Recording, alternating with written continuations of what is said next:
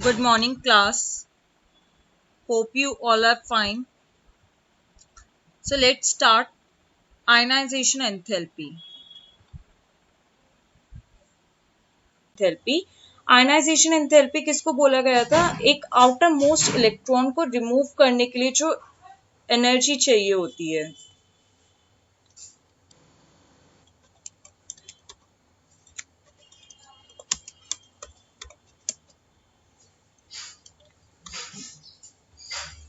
Okay, अब इसके हम फैक्टर्स देख रहे थे। What are the different factors जो आयनाइजेशन एंथैल्पी के ऊपर अफेक्ट कर रहे थे? इसके अंदर सबसे पहले हमने देखा था साइज। साइज का क्या रोल था? साइज अगर इंक्रीज करेगा तो आयनाइजेशन एंथैल्पी डिक्रीज करेगी। ठीक है, सबसे पहले हमने यही देखा था कि दोनों एक दूसरे के कैसे होते हैं, इनवर्सली प्रोपोर्शनल होते हैं। अगर साइज इंक्रीज कर रहा है तो आयनाइजेशन एंथैल्पी डिक्रीज करती है।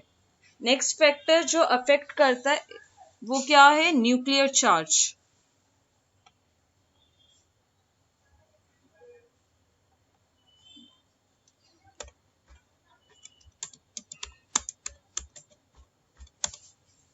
ठीक है, अब न्यूक्लियर चार्ज का क्या इफेक्ट होता है?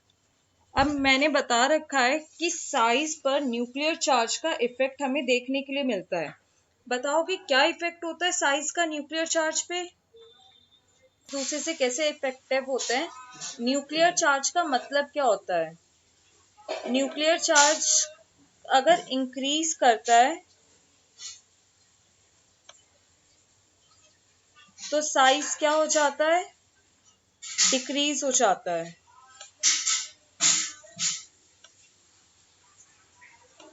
और साइज अगर डिक्रीज हो जाता है तो आयनाइजेशन एंथैल्पी के ऊपर क्या इफेक्ट देखने के लिए मिलता है? आयनाइजेशन एंथैल्पी इंक्रीज हो जाती है। So we can say nuclear charge is directly proportional to ionization enthalpy.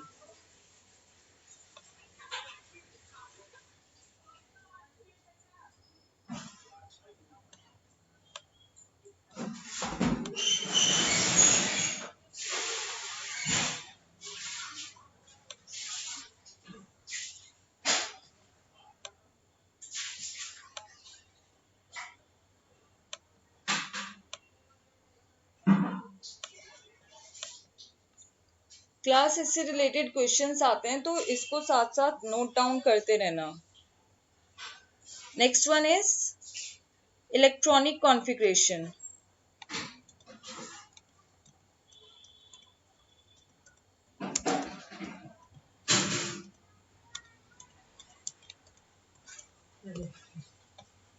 अब बताओ दैट इज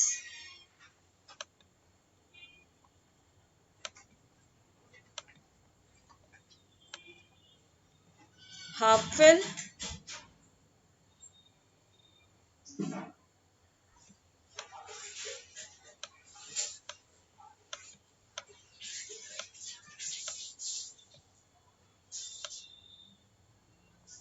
और फुलफिल।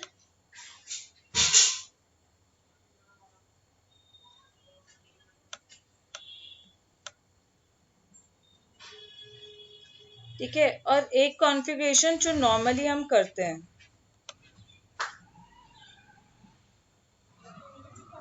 जिसके अंदर जरूरी नहीं है कि इलेक्ट्रॉन्स हाफ फिल हो या फिर फुल फिल हो। तो half fill configuration and full fill configuration का क्या इफेक्ट पड़ता था?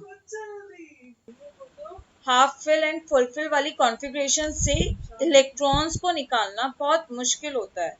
अब क्योंकि इलेक्ट्रॉन्स को निकालना बहुत मुश्किल है, इसलिए हम क्या बोल सकते हैं कि ionization enthalpy half fill and full fill configuration की क्या हो जाएगी? हाई हो जाएगी।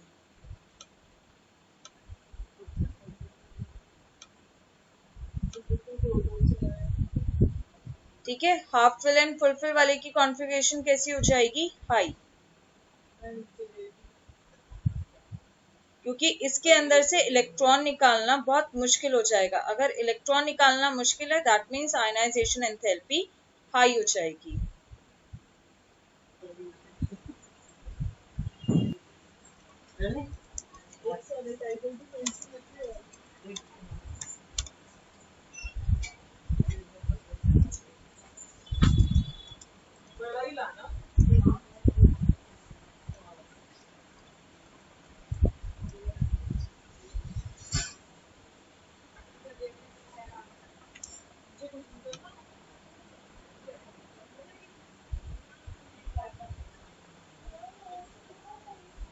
ठीक है, पेनिट्रेशन इफेक्ट का मतलब क्या है? पेनिट्रेशन इफेक्ट से मतलब है कि कौन सी ऑर्बिटल मोर पेनिट्रेटेड है, मतलब न्यूक्लियस के कांटेक्ट में कौन सी ऑर्बिटल ज्यादा होती है। तो बताओ कौन सी ऑर्बिटल न्यूक्लियस के कांटेक्ट में ज्यादा होती है? एस, पी, डी और एफ। देखो, पास होती है, एस ऑर्बिटल ज्यादा न्यूक्लियस के पास होती है, और we can say s orbital ज्यादा पेनिट्रेटेड है। सबसे पहले एस ऑर्बिटल पेनिट्रेटेड है, फिर पी ऑर्बिटल पेनिट्रेटेड है, देन डी, देन एफ। तो इनमें से किस ऑर्बिटल के अंदर से हम इलेक्ट्रॉन्स को इजीली बाहर निकाल सकते हैं? एस में से, पी में से, या डी और एफ में से?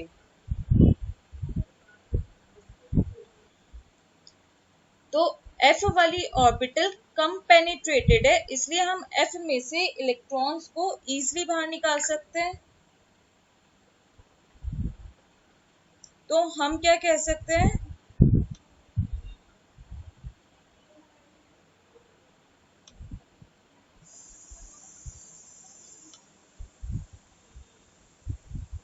With the increase of penetration power,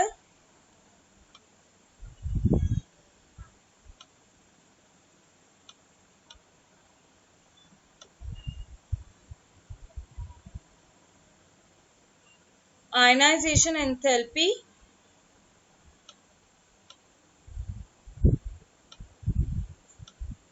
decreases.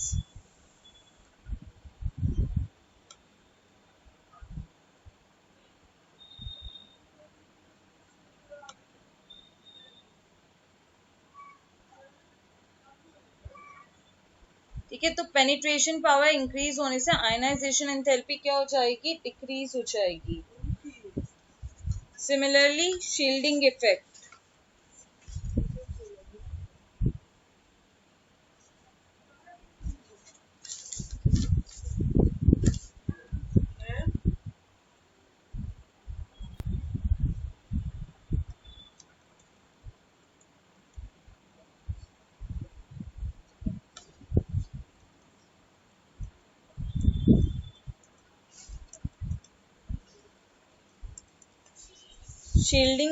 Shielding effect में क्या होता है? अब एस वाली ऑर्बिटल ज्यादा न्यूक्लियस के पास होती है, तो कौन सी ऑर्बिटल ज्यादा शील्डेड हुई हुई है? एस वाली ऑर्बिटल ज्यादा शील्ड है, देन पी ऑर्बिटल शील्डेड है, देन डी,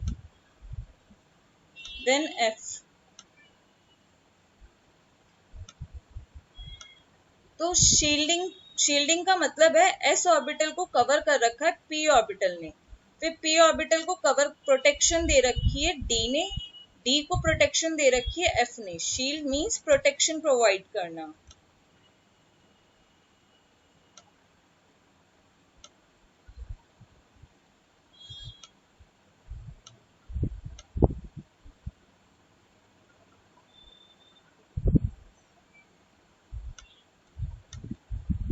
ठीक है, अब सेम इसके अंदर हो जाएगा। शील्डिंग इफेक्ट ऐसे में क्या कर रहा है? डिक्रीज हो रहा है।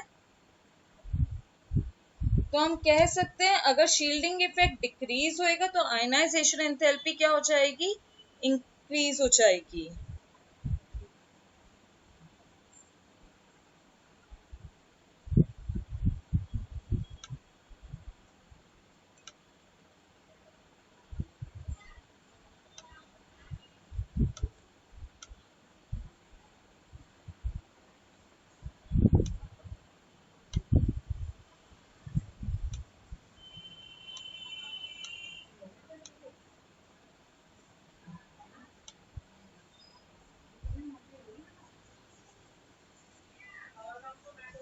ठीक है, तो इस तरीके से हमें देखने के लिए मिलता है। ये कुछ फैक्टर्स हैं जो अफेक्ट करते हैं, किसके ऊपर अफेक्ट करते हैं, आयनाइजेशन एंथैल्पी के ऊपर अफेक्ट करते हैं। इसका वेरिएशंस हमें देखने के लिए मिलेगा।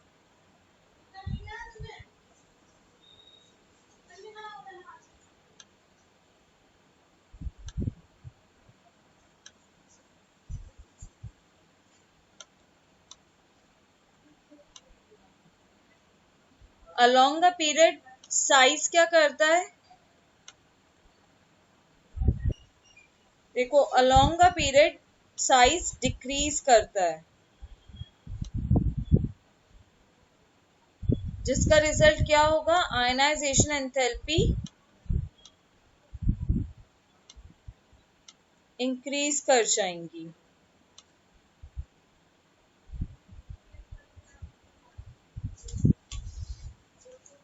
ठीक है, ऐसे ही अलोंग अ ग्रुप,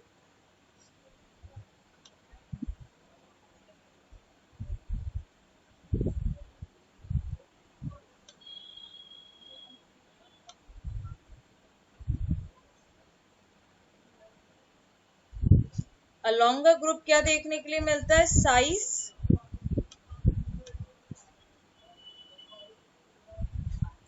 इंक्रीज करता है, तो आयनाइजेशन एंथैल्पी क्या कर जाएगी, डिक्रीज कर जाएगी।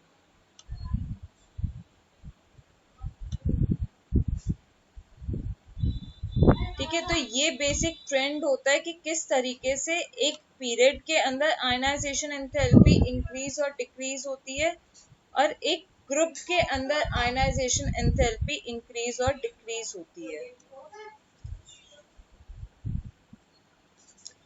अब इससे रिलेटेड एक क्वेश्चन करते हैं।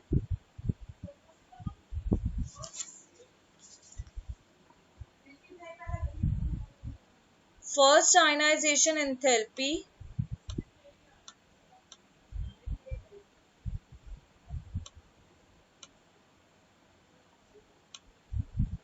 of nitrogen is high than ionization enthalpy of oxygen.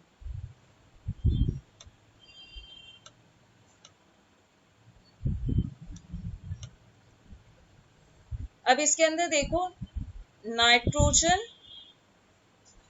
Oxygen, fluorine, neon, ये एक ग्रुप के एलिमेंट्स हैं, एक पीरियड के एलिमेंट्स हैं। अब अगर ये एक पीरियड के एलिमेंट्स हैं, तो ऐसे में जाने पर साइज डिक्रीज करता है, दैट मीन्स ऑक्सीजन का साइज छोटा है, इस वजह से ऑक्सीजन की आयनाइजेशन एंथैल्पी हाई होनी चाहिए थी। लेकिन यहाँ हमें क्या देखने के लिए मिल रहा है कि नाइट्रोजन की आयनाइजेशन एंथैल्पी हाई है as compare to oxygen. Nitrogen की अगर हम इलेक्ट्रॉनिक कॉन्फ़िगरेशन कर रहे हैं, that is 1s2 2s2 2p3।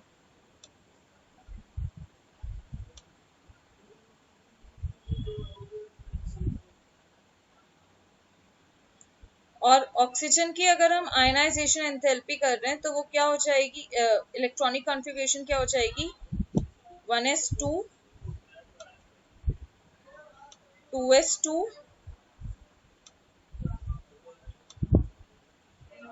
2p4। अब लास्ट में p ऑर्बिटल आ रही है, इसके अंदर हम इलेक्ट्रॉन्स फिल कर कर देखते हैं।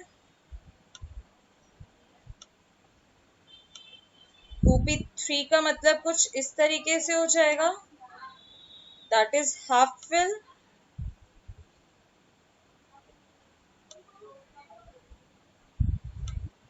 एंड ऑक्सीजन की क्या हो जाएगी, 2p4, इस तरीके से। तो नाइट्रोजन की कॉन्फ़िगरेशन में क्या आ रहा है, 2p3। हाफ फिल स्टेबल होने की वजह से नाइट्रोजन की फर्स्ट आयनाइजेशन एंथैल्पी ज्यादा है as compare to the oxygen.